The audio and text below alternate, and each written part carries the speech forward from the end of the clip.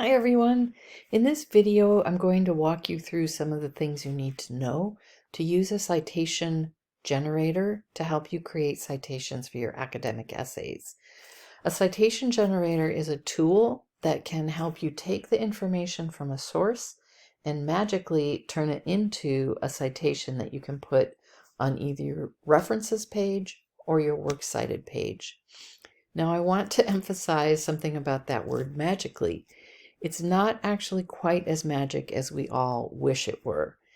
It does help take a lot of the guesswork out of creating a citation, but it often can be wrong, and you need to know enough about your source and have enough knowledge about citations to work with the tool effectively and to know if it is giving you a correct citation.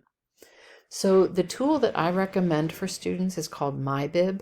It's free and it doesn't have a lot of gimmicks, and it tends to give you pretty accurate citations, again, as long as you know enough to use the tool effectively. So the first thing you have to know is what kind of style you need to use to create your citations. So the first thing I'm going to do is look here at this middle drop-down box for the style that I want to use.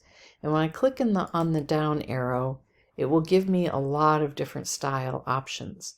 For your classes at Clark College, most likely you will either use APA style from the American Psychological Association or the MLA style from the Modern Language Association. This is for the humanities, MLA. APA is for the social sciences. The 6 and the 7 for APA and the 8 and the 9 for MLA are the version or the edition of the style manual. Usually you want to use the most recent, so the highest number, unless your instructor specifies otherwise.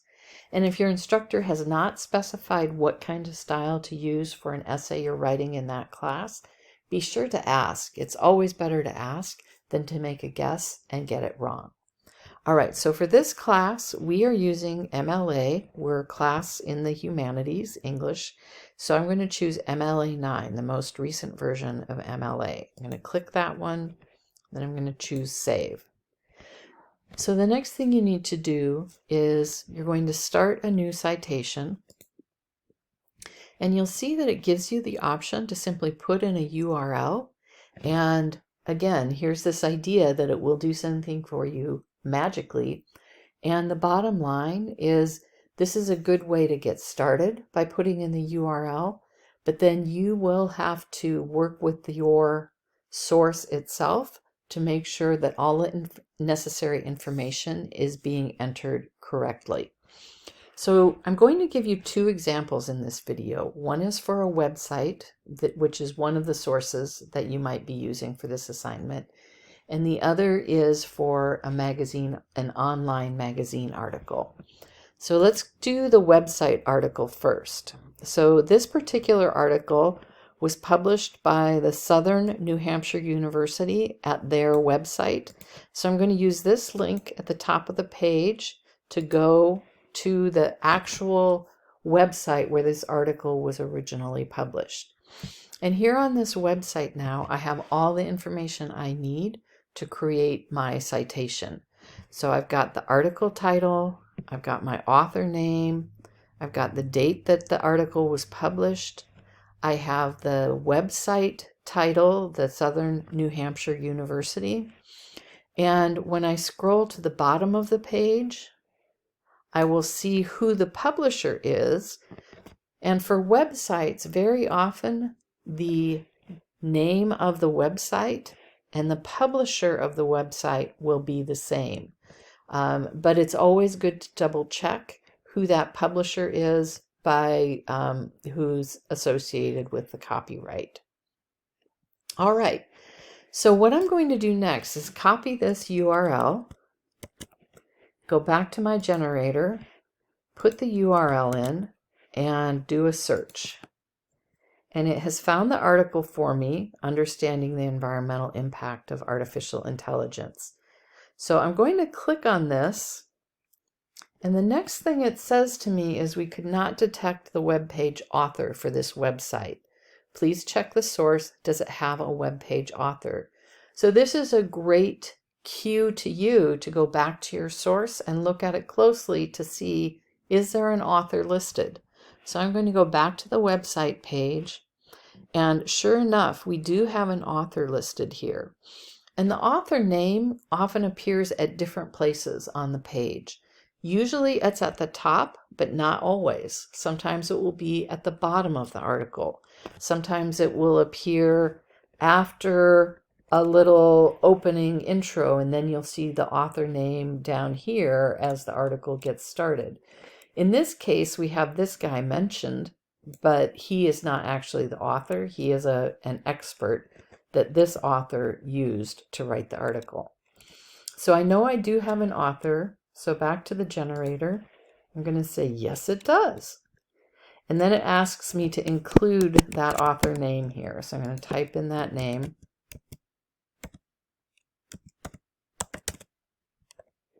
And choose next. So now it gives me a page where all of the different details about the source can be entered, and it's put a lot of that information in for me, and I'm going to go through and do a check and make sure that the information it has entered into the different parts of the citation generator is accurate. So I've got the web page author, which I know is correct because I actually entered that information myself. I've got the article title, Understanding the Environmental Impact of Artificial Intelligence. I'm going to go back to the website page and just double check. Yes, that is the correct title. Back to my citation generator. The date it was published is the 2026 in January, and this is the date, so that's correct from the article, January 6th, 2026. It gives the URL, and then it also asks for the date that you accessed or viewed the source. Because things on the web are so in flux, they're changing all the time. Sometimes a site will be taken down, sometimes it will be updated or changed in some way. So it's important that your reader knows how long ago you accessed or viewed the source, and then they can compare it to when they are looking at the source, and they can consider whether it has been updated since you viewed it. So I'm going to choose today. I can just click today and it will enter today's date for the date that I accessed or viewed the site. Now here for the website name, it says snhu.edu, which is not really accurate. When I look at the actual page, what's up here in the banner is actually your website name. So I'm going to change that in the citation generator. I'm going to put in Southern New Hampshire University for the name of the website.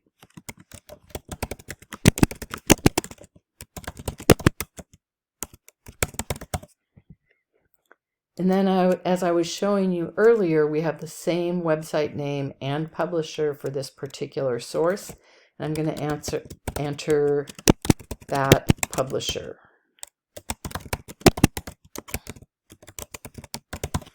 All right, so that should be everything I need for this citation. And here at the bottom, I see a preview, and this looks pretty good to me. I see the author name with the last name first. I see the article title in quotation marks. I see the website name italicized, and then the name of the publisher without italics, the date the article was published. And for MLA, they put date first, then month, then year. So that's correct. Then I have my URL and then the date that I accessed it. So I'm going to save that citation, and it puts it on the page for me, and it creates it with the hanging indent, which is correct for MLA. Remember, a hanging indent is when the first line of the citation goes out to the left margin, and every line after that is indented 1 tab space. What's nice about having these hanging indents created for you is you'll be able to copy and paste this into your document, and the hanging indent should stay. and you won't have to worry about how to create the formatting for that hanging indent.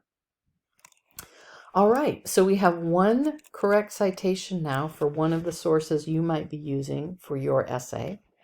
And now we're going to look at a different kind of article. So I'm going to create a new citation.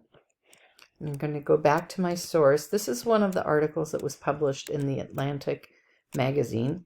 And again, I'm going to use this URL at the top of the page to open the article where it was originally published. So I have my name of my website, The Atlantic. I've got my article title. I've got my author. If I scroll down a little bit, I see the date it was published. If I scroll to the bottom of the page, I'll look for that copyright. Oh, it's really, really small in this one. The copyright for this is the Atlantic Monthly Group. So it looks like I have all the information I need for my citation generator. And again, like I did with the last example, I'm going to try copying the URL and pasting in the URL to see what it generates for me as a starting point. I'm going to use this option of a website because it is a page on a website. The website is The Atlantic, and then we have the magazine article that is a part of that larger website. So I'm going to give this a try. I've pasted the URL, and I'm going to click search. Here's the article by Charles Yu. All right, so let's see what happens when I click on this. Let's see what citation it gives me. So I've got my author name, first name Charles, last name Yu. That's correct.